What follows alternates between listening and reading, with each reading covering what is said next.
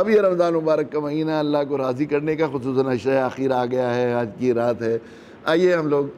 دعا کر لیں کہ کم سے کم دیکھیے یہ دعا کی قبولیت کا موسم ہے، اللہ کے یہاں سے منظوری کا دن ہے. خصوصاً آج 21ویں شب ہے، طاق راتوں کی پہلی رات ہے.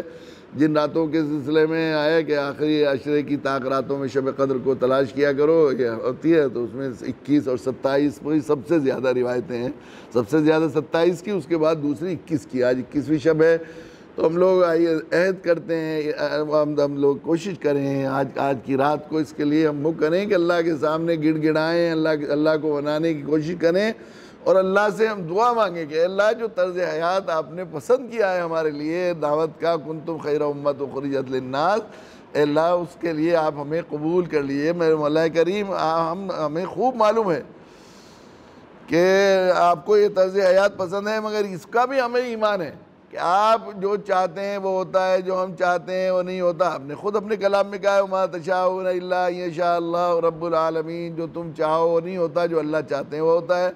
جب آپ چاہتے ہیں، آپ جس کو چاہتے ہیں بنا دیتے ہیں. تو مولا کریم ہمیں ہماری نسلوں کو، ہمارے تعلق والوں کو، ہمارے دوستوں کو،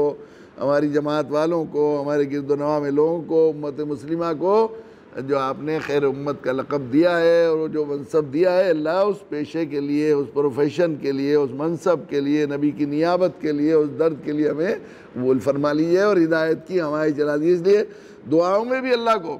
چونکہ سب سے محبوب عمل اللہ کے نزدیک، سب سے محبوب شے کائنات کی دعوت ہے،